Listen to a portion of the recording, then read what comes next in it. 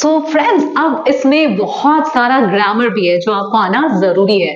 So let's study the grammar part now. अब आप देखो, ये है वो चीजें जो अभी आपको अच्छे से सीख लेनी है.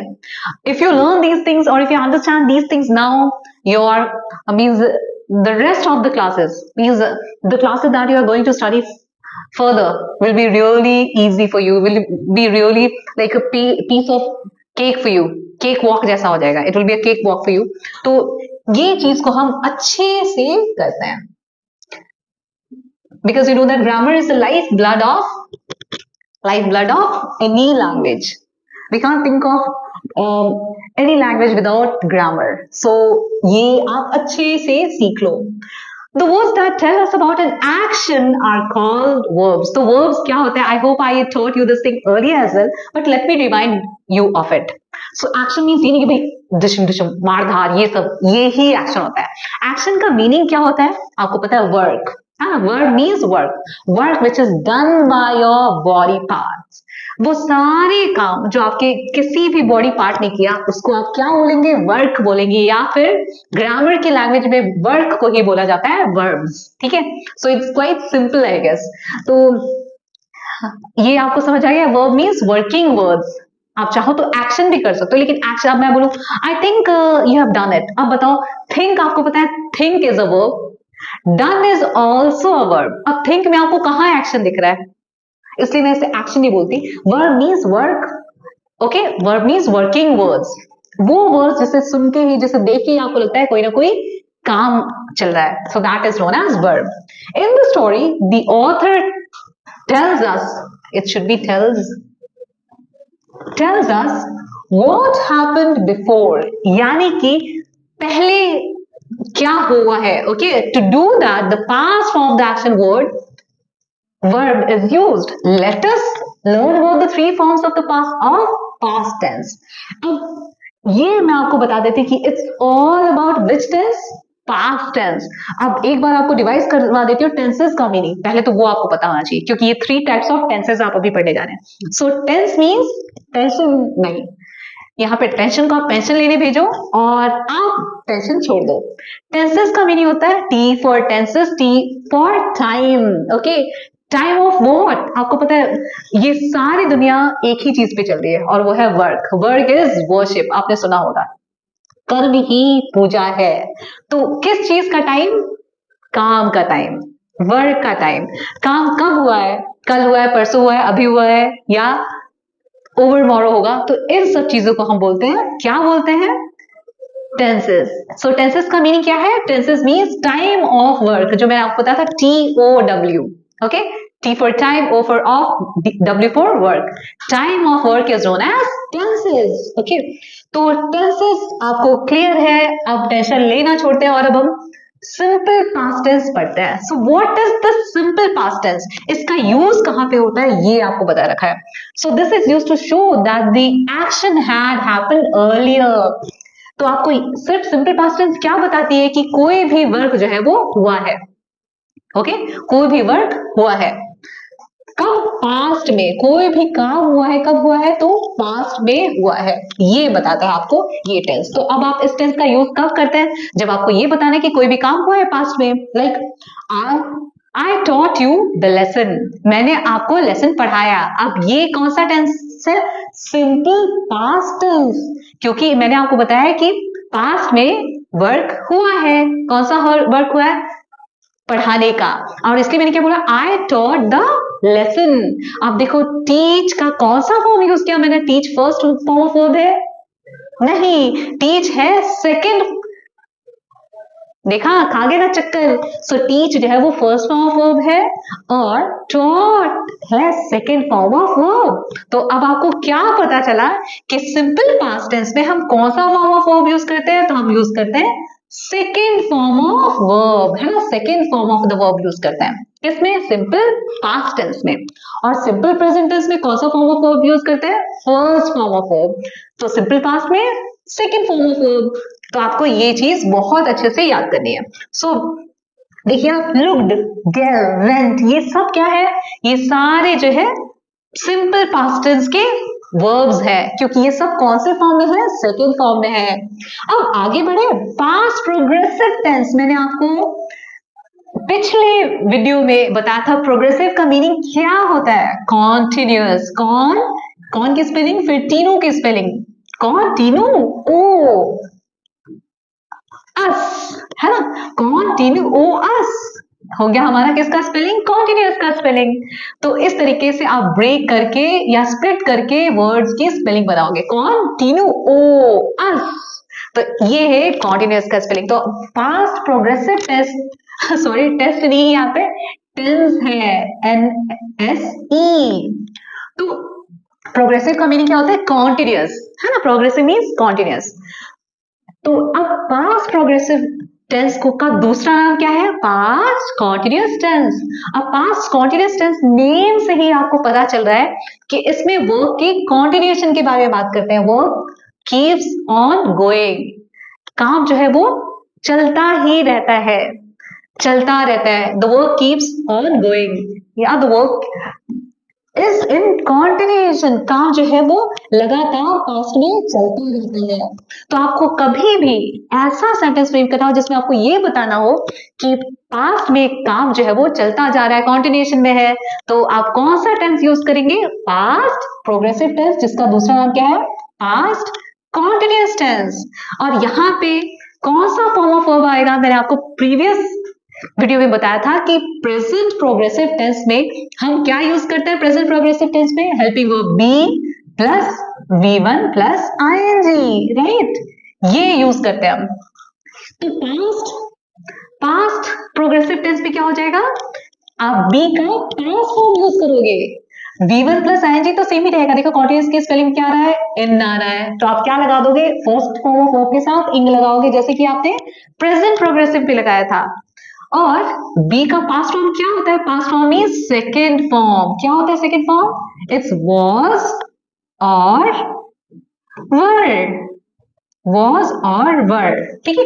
ये दो है किसके, हमारे किसके पास्ट फॉर्म्स, बी के पास्ट फॉर्म्स। तो आपको क्या लगाना है, या तो वाज या वर हेल्पिंग वर्ब, और V1 प्लस ING तो लगेगा ही लगेगा। अब आप वॉज में देखिए क्या है, एस है, तो आप ये याद रखिए कि वॉज जो हेल्पिंग वर्ब है वो किसके साथ जाएगा, एस फॉर सिंगुलर। जो भी सब्जेक्ट सिंगुलर होंगे उसके साथ हम वॉज लगाएंगे, और जो सब्जेक्ट प्लूरल होंगे यानी कि मोर देन वन के बारे में बताएंगे वो उसके साथ हम यूज करेंगे वर, ठीक है। और बाकी ये सारी चीजें V1 प्लस ING सेम ही रहने वाली है। सो यूज, ये जो टेंस है कब यूज करते हैं मैंने आपको बता दिया, हालांकि यहां से भी बता देती हूँ मैं ये इसको पढ़ के तो आप पक्का पर कंफ्यूज होने वाले हो, लेकिन ठीक है पढ़ लेती हूँ मैं, because it's given in your book. Used to show that the action did not finish and was going on. आपको ये टेंस ये बताता है कि काम अभी कंप्लीट नहीं हुआ है बल्कि वो चल रहा है लगातार। अब आगे आप देखो क्या है, यहाँ पे आपको बता रखा I, he, she, it plus was plus verb plus ING। अब आपको क्या ध्यान रखना है, ये सब के साथ आई, ही, शी, इट, या फिर मैं बोलूंगी कोई भी नेम। अब यहाँ पे सिंपल सा रामा टू द रेस्क्यू से मैं राम ले लेती हूँ।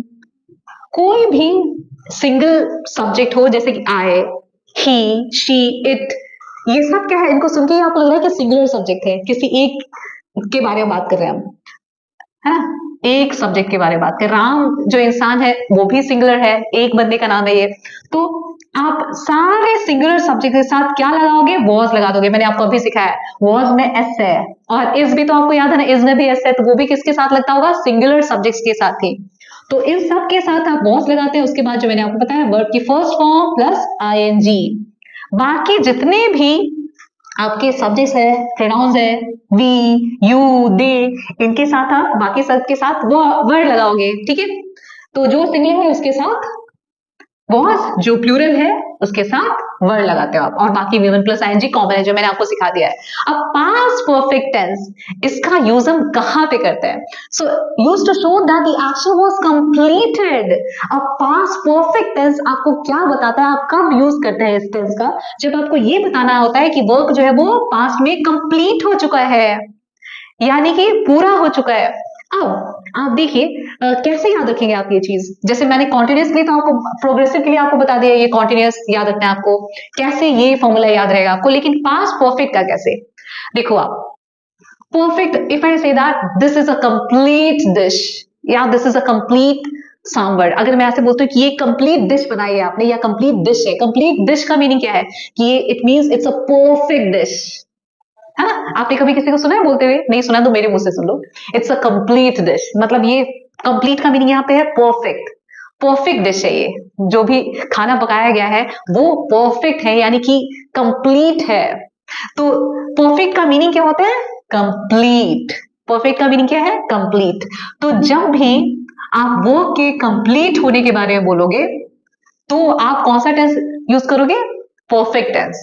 प्रेजेंट में वर्क कंप्लीट होगा तो आप बोलोगे प्रेजेंट परफेक्ट टेंस, पास्ट में कंप्लीट होगा तो आप बोलोगे पास्ट परफेक्ट टेंस। ठीक है, अगर आप मान लो आप कुछ, आपको teacher teacher give you some work to do, है ना, और आपने आधा आधा अधूरा ही किया तो क्या टीचर बोलेगी परफेक्ट? नहीं बोलेगी।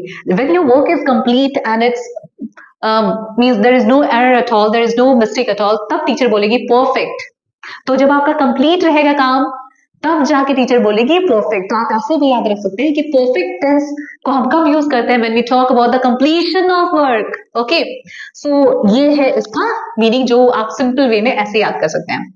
अब इसमें अब आप बताइए, जब आपका वर्क कंप्लीट हो जाएगा, कोई आपको बोले परफेक्ट, तो आप क्या हो जाएंगे? Will you not be happy? Yes you will be, आप खुश हो जाएंगे। अब आप सोचो ये क्या कहानी बता रही है, ऐसे कहानी से ही थोड़ा आड़ा तिरछा सोचने से ही आपको याद रहेगा, सीधा सीधा दिमाग को नहीं समझ आता। तो आप क्या करोगे? When your work is complete means it's perfect, तो आप क्या हो जाते हो? हैप्पी हो जाते हो। तो आप हंसते हो ना, हैप्पी होके कैसे करते हो? हाँ हाँ, ओके, हाँ हाँ करते हो ना।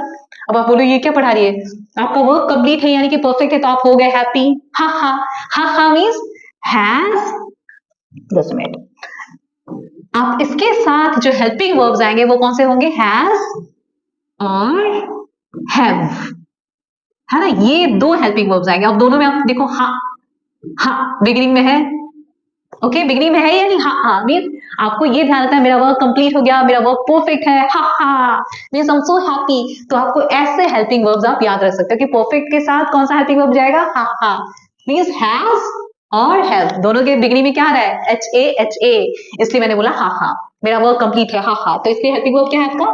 Has have. और इसके साथ अब आप देखो हाँ हाँ करते हो तो कितनी बार करते हो? आपने बुक्स में भी देखा होगा, हाँ हाँ हाँ कितनी बार किया मैंने? 3 टाइम्स, है ना, 3 बार किया। तो आप ऐसे याद रखो कि हैज हैव और हैड, हैज हैव और हैज हैव का पास क्या है? हैड। तो आपको, क्योंकि ये पास्ट परफेक्ट टेंस है, आपको हैड ही यूज करना है, हैज हैव का पास। लेकिन मैं आपको एक ये याद रखने के लिए रूल बता रही हूँ जो आपको पता होना चाहिए कि प्रेजेंट परफेक्ट में आप हैज हैव यूज करोगे, पास्ट परफेक्ट अगर हो गया तो उसी हैज हैव का पास्ट कर दोगे, जैसे आपने बी का पास्ट किया वॉज वॉर, ठीक है, तो यहाँ पे भी आप हैज हैव का पास्ट कर दोगे हैड। तो ये अभी कितने हैं? देखो हाँ हाँ हाँ, 1 2 एंड 3, तो ये कितने? 3 है, ये 3 इडियट्स है, तो ये हम हमेशा 3 इडियट्स अपने साथ थर्ड फॉर्म ऑफ वर्ब लेते हैं। ओके, 3 है और ये तीनों अपने साथ हमेशा और हमेशा थर्ड फॉर्म ऑफ वर्ब ही लेते हैं, कभी सेकंड नहीं ले सकते, कभी भी फर्स्ट फॉर्म नहीं ले सकते। तो आप इतना याद रखो, मेरा काम कंप्लीट हो गया, हा हा हा मींस हैव हैव हैड कहीं पे भी दिख जाए उसके बाद तो आप कौन सा फॉर्म ऑफ वर्ब यूज करोगे? Absolutely correct, you use only the third form of verb. हा हा हा कितने हैं? 3 है, तो आप भी कौन सा फॉर्म ऑफ वर्ब यूज करोगे? तीसरा वाला। That's it, this is the way you will remember the things. तो देखो आप यहाँ पे दे रखा है had plus third form of the verb, जो कि मैंने आपको बताया। अब आप यहाँ पे देखो, यहाँ पे एग्जाम्पल दे रखा है पास्ट प्रोग्रेसिव टेंस का, was looking, यानी कि बी का पास्ट फॉर्म जो मैंने अभी आपको थोड़ी देर पहले सिखाया, और लुक में ing लगा दिया। यहाँ पे आप देखो हैड लगा हुआ है, मैंने आपको बोला था प्रेजेंट परफेक्ट में क्या आता है? हैज हैव, और इसका पास्ट क्या होता है? हैड, इसलिए यहाँ पे हैड के साथ थर्ड फॉर्म ऑफ वर्ब लगाते हैं हम इस टेंस में। तो I hope it's clear to you, है ना, कुंजुम कुंजुम थोड़ा बहुत तो समझ आया होगा, धीरे धीरे पूरा आ जाएगा, बिकॉज आप शायद पहली बार पढ़ रहे हो ग्रामर इतने डिटेल में, तो आपको थोड़ा सा टाइम लग जाएगा, लेकिन आप सीख जाओगे अब श्योर। अब आप देखो यहाँ पे क्या है? hated, joined, arrived, ये सब आपको इस टेबल में डालना था। कौन से टेबल में? सिंपल पास्ट के टेबल में, सिंपल पास्ट का टेबल। अब ये सिंपल पास्ट के टेबल में मैंने ये डाला है, मैं यहाँ पे शॉर्ट फॉर्म लिख रही हूँ सिंपल पास्ट टेंस का। ओके, तो सिंपल पास्ट टेंस के टेबल में ये सारा डाल दिया। अब कैसे पता चला है कि दीज आर, क्योंकि सिंपल पास्ट टेंस में which form of verb do we use? Second form, है ना, सेकंड फॉर्म का यूज करता है। तो आपको कैसे पता चलेगा कि second form of verb use किया है? अब मैंने बोला था If you remember my example, I told you that I taught the lesson. अब आपको कैसे पता चला कि taught जो है वो सेकेंड फॉर्म में है या थर्ड फॉर्म है? क्योंकि आपको पता है teach जो वर्ब है उसका सेकेंड फॉर्म भी taught होता है और थर्ड फॉर्म भी taught ही होता है. आपको कैसे पता चला मैंने second form of verb use किया? नहीं पता? I'll tell you, I'll help you out. तो आप इतना ध्यान रखो, वर्ब के पहले जब हा लग जाए यानी हैव हैड लग जाए और उसके बाद आपको पता है कौन सा फॉर्म ऑफ वर्ब आता है? Third form. ये थ्री है, हैज हैव हैड अपने साथ हमेशा ये सब भी थ्री लेते हैं, थर्ड फॉर्म ऑफ वर्ब भी लेते हैं. तो अब मैंने जो सेंटेंस बोला था आई टॉट द लेसन, यहाँ पे आपने टॉट जो वर्ब है उसके आगे हैड देखा? नहीं देखा. तो आपको पता चल गया कि ये सेकेंड फॉर्म ऑफ वर्ब है. अगर मैं बोलूं ऑर्डर्ड या hated, joined, arrived, looked, through, asked, felt, ये touched, इन सब के आगे आपको हैड दिख रहा है? नहीं दिख रहा है. It means they are in their second forms. ठीक है, तो इस तरीके से. और अगर इनके आगे हैड लग जाए, इन सब के आगे हैड लग जाए या हैज लग जाए या हैव लग जाए, तो आप क्या बोलेंगे? ये कौन से फॉर्म ऑफ वर्ब्स है? थर्ड फॉर्म ऑफ वर्ब्स है ना. तो और पास्ट प्रोग्रेसिव टेंस में मैंने आपको बताया था be plus B one plus ING. तो आप देखो यहाँ पे be plus B one plus ING use कर रखा है. बी का सेकेंड फॉर्म यानी past form was missing, was munching. ठीक है, यहाँ पे आप देखो सभी जो वर्ब्स है मेन वर्ब्स यानी कि वर्किंग वर्ब्स वो सब थर्ड फॉर्म में. कैसे पता चला आपको? क्योंकि इन सब के आगे क्या लग रहा है? Had plus B3. अब हैड क्यों यूज हो रहा है? क्योंकि आप पढ़ रहे हो पास्ट परफेक्ट टेंस, तो इसलिए हैड प्लस बी3 है ना. देखो had felt, had tired, had followed, had remained, had noticed, had served. So it's so very simple. तो अब आपको क्या पता चला कि जब भी आपको ये बताना हो कि कोई एक्शन या कोई वर्क जो है वो पास्ट में हुआ है तो आप second form of verb use करेंगे यानी कि सिंपल पास्ट टेंस का यूज करेंगे. आपको ये बताना है कि पास्ट में वर्ब कंटिन्यूएशन में है यानी कि चल रहा है, जारी है, तो आप यूज करेंगे बी का पास्ट फॉर्म यानी कि वॉज ओवर और उसके बाद V1 प्लस आईएनजी लगा देंगे. मैंने आपको बी याद करने के लिए ऐसे बताया था. मैंने आपको बोला था देखो कॉन्टिन्यूअस की स्पेलिंग किससे स्टार्ट होती है? सी से. तो आप ऐसे याद है सी के पहले कौन सा लिख रहा था? बी. तो बी वाले हेल्पिंग वर्ब्स आप लगाएंगे कॉन्टिन्यूअस टेंस यानी कि प्रोग्रेसिव टेंस में. ओके, तो देखिए आप यहाँ पे वॉज मिसिंग, वॉज मंचिंग है. अब पास्ट परफेक्ट टेंस में जब भी आपको ये बताना हो कि पास्ट में वर्क कंप्लीट हो चुका है तो आप क्या लगाएंगे? Had plus V3. तो ये सारे सेंटेंसेस जब इस टेंसेस के आप फॉर्म कर रहे होंगे तो you must be careful about these things, otherwise you will lose marks. तो ये सारा था, सारे वर्ब्स थे जिसे हमने प्रॉपर कॉलम्स में डाल दिए हैं. अब ये देखिए आप नीदर नॉर और ईदर और ये चीज आपको सीखनी है. अब नीदर नॉर और ईदर और को नाइदर नॉर भी बोला जाता है, आइदर और भी बोला जाता है. तो ईदर भावेश और आभा मेड दिस पेंटिंग. अब ईदर और जो है एक पॉजिटिव कंजंक्ट, ये पॉजिटिव मीनिंग देता है. कैसा मीनिंग देता है? पॉजिटिव. पॉजिटिव मीनिंग देता है मीन्स आपको ये बताएगा या ये या वो, दोनों में मीन्स आपके पास दो चॉइसेस रहेंगे और दोनों में से एक जो है वो सेलेक्ट होगा, एक कुछ काम करेगा. ओके, सो ये इसलिए पॉजिटिव है कि दोनों में से कोई एक तो कर ही रहा है. तो इसलिए देखो इस सेंटेंस में इधर भावेश और आभा मेड दिस पेंटिंग. तो या तो भावेश या तो आभा ने ये पेंटिंग बनाई है. तो आप देखो one of them did it, दोनों में से एक ने, भावेश ने या फिर आभा ने किया, बट नॉट श्योर हु, लेकिन नहीं पता किसने किया है. तो जब आप ऐसे सेंटेंसेस बताना चाहते हो कि दो में से किसी एक ने कुछ किया है, आपको ये बताना है, तो आप ईदर और का यूज करोगे. ठीक है, अब यहाँ पे आप देखो you can either have cake और आइसक्रीम. तो या तो आप केक खा सकते हैं या फिर आइसक्रीम खा सकते हैं. अब आप देखिए यहाँ पे भी आपके पास दो चॉइसेस है, आइसक्रीम और केक, दोनों में से एक आपको सिलेक्ट करना है, एक चूज करना है. तो ऐसे के लिए भी आप ईदर और का यूज करते हैं. तो दोनों में से एक, right. I'll go either by car or by bus. या तो मैं कार से जाऊंगा या फिर बस से जाऊंगा. अब आप यहाँ पे भी देखो, यहाँ पे भी दो चॉइसेस है, या तो कार या फिर बस. तो दोनों में से एक. तो जब भी आपको ऐसा बताना हो कि दो में से एक, आपके पास टू ऑप्शंस है, टू चॉइसेस है और दोनों में से एक आपको सेलेक्ट करना है या फिर दो, एक को एक्टिविटी करता हुआ, एक को वर्क करता हुआ दिखाना है, तो आप ईदर और का यूज करेंगे. उसके बाद बस इतना ध्यान रखें कि दोनों ऑप्शंस के बीच में, दोनों चॉइसेस के बीच में आपको क्या डाल देना है, और डाल देना है ना। और उसके पहले, उन दोनों चॉइसेस के पहले क्या आ जाएगा, ईदर, और दोनों चॉइसेस के बीच में और यानी कि या। अब नेक्स्ट आपको यूज बता रखा है आपके टेक्स्ट बुक में नीदर नॉर का। अब देखो नीदर ही बिगिन हो रहा है एन से, एन फॉर नेगेटिव, यानी कि नकारात्मक सेंटेंस। तो आप देखो जब नकारात्मक बात बोलिए आपको, यहां पे भी आपके पास दो चॉइसेस होते हैं, लेकिन दोनों के दोनों किसी काम के नहीं होते। नीदर नॉर वाले सेंटेंसेस देखते हैं और फिर मैं आपको बताती हूँ इसका meaning. Neither Shikha neither Shikha nor Anuj like to tell stories. तो ना ही शिखा और ना ही अनुज दोनों को स्टोरीज बोलना पसंद नहीं है। तो आप देखो यहाँ पे भी दो ऑप्शंस है आपके पास ईदर और के जैसा, लेकिन यहाँ पे क्या है, दो में से एक ईदर और में काम कर रहा था, लेकिन यहाँ पे नीदर नॉर में दो ऑप्शंस है लेकिन दोनों के दोनों किसी काम के नहीं, ये कोई काम नहीं करते हैं, थोड़े बेकार है, मतलब कुछ नहीं करते। सो नीदर शिखा नॉर अनुज, दोनों के बीच में फिर से आप क्या करेंगे, दो ऑप्शंस के बीच में यहाँ पे नॉर डाला और नीदर इन दोनों ऑप्शंस के पहले डाला।